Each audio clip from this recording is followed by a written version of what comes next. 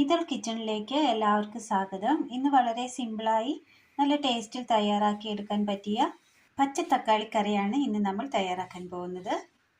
ഒരു 3 പച്ച തക്കാളി നീളത്തിൽ അരിഞ്ഞെടുത്തിട്ടുണ്ട്. മീഡിയം സൈസ് സബോള അരിഞ്ഞെടുത്തത്, തേങ്ങ തിരുമിയത്. അപ്പോൾ ഇതെങ്ങനെ തയ്യാറാക്കി എടുക്കാമെന്ന് കൂടി നോക്കാം. അടുപ്പത്ത് ഒരു ചട്ടി വെച്ച് കൊടുത്തതിന് ശേഷം അതിലേക്ക് നല്ല ചൂടുവെള്ളം ഒഴിച്ചു കൊടുക്കാം. ഇതിലേക്ക് അരിഞ്ഞു വെച്ചിരിക്കുന്ന സബോള ചേർത്ത് കൊടുക്കാം.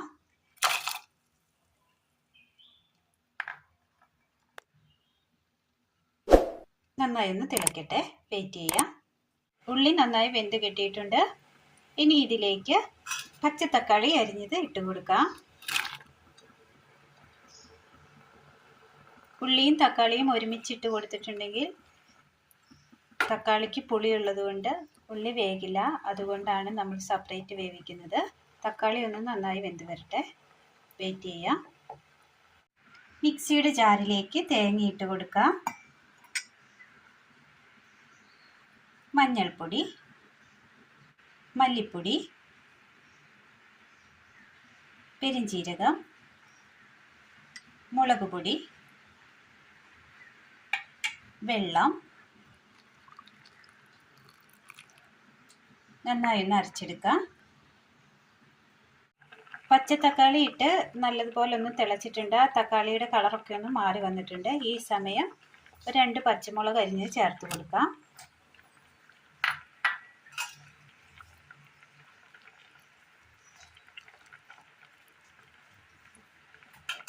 എല്ലാം നന്നായി തിളച്ച് കിട്ടിയിട്ടുണ്ട്. ഇനി ഇതിലേക്ക് അരച്ച് വെച്ചിരിക്കുന്ന അരപ്പ് ചേർത്ത് കൊടുക്കാം.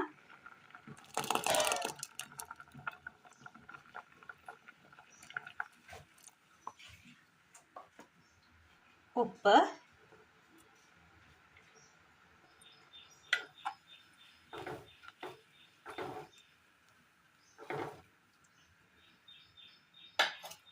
കറി അങ്ങനെ നന്നായി തിളച്ച് കിട്ടിയിട്ടുണ്ട്. ഇതൊരു സൈഡിലേക്ക് മാറ്റി വെക്കാം. അടുപ്പത്തൊരു ചട്ടി വെച്ച് കൊടുത്ത് അല്പം എണ്ണ ഒഴിച്ചു കൊടുക്കാം. ചൂടായ എണ്ണയിലേക്ക് കടുകിട്ട് കൊടുക്കാം.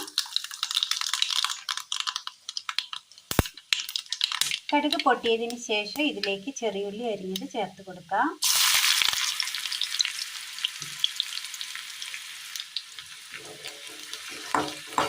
നല്ല ടേസ്റ്റിൽ പെട്ടെന്ന് തയ്യാറാക്കി എടുക്കാൻ പറ്റുന്ന രീതിയിലാണ് നമ്മൾ ഇന്ന് ഈ തക്കാളിക്കറി വെച്ചത്. നല്ല ടേസ്റ്റാണ്. പച്ച തക്കാളി ആയതുകൊണ്ട് തന്നെ നല്ല പുളിയല്ലേ എന്ന് ചിന്തിക്കാം. പക്ഷേ ആവശ്യത്തിനുള്ള പുളിയേ ഉള്ളൂ.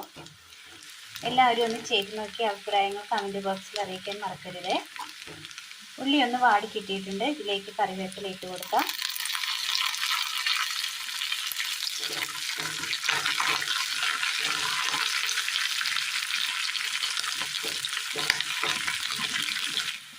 തീ ഓഫ് ചെയ്യാം.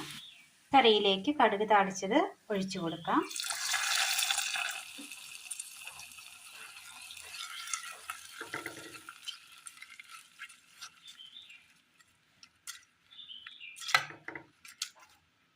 അങ്ങനെ നമ്മുടെ കറി റെഡിയായി വന്നിട്ടുണ്ട്. ഇനി ഇതിലേക്ക് ലാസ്റ്റായി ഒരല്പം ഉലുവ പൊടിച്ചത്,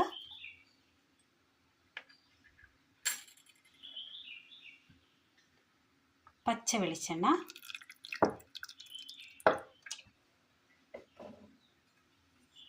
നന്നായി മിക്സ് ചെയ്ത് കൊടുക്കാം.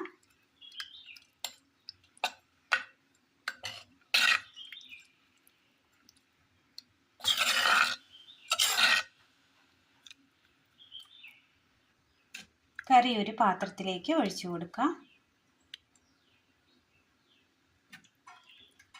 നല്ല കൊഴുപ്പുണ്ട്. പച്ച തക്കാളി കൊണ്ട് ചെയ്തെടുക്കാവുന്ന റോസ്റ്റ് വരെ നമ്മൾ തയ്യാറാക്കിയിട്ടുണ്ട്. അതിൻ്റെ ലിങ്ക് ഞാൻ ഡിസ്ക്രിപ്ഷൻ ബോക്സിൽ കൊടുത്തേക്കാം. നല്ല ടേസ്റ്റാണ്. ഈ കറിയും വളരെ നല്ല ടേസ്റ്റാണ്. എല്ലാവരും ഒന്ന് ചെയ്ത് നോക്കി അഭിപ്രായങ്ങൾ അറിയിക്കാൻ മറക്കരുത്. അപ്പോൾ ഇന്നത്തെ വീഡിയോ എല്ലാവർക്കും ഇഷ്ടമായി എന്ന് വിചാരിക്കുന്നു. ഇഷ്ടമായ ലൈക്ക് ചെയ്യാനും ഷെയർ ചെയ്യാനും സബ്സ്ക്രൈബ് ചെയ്യാനും മറക്കരുത്. താങ്ക്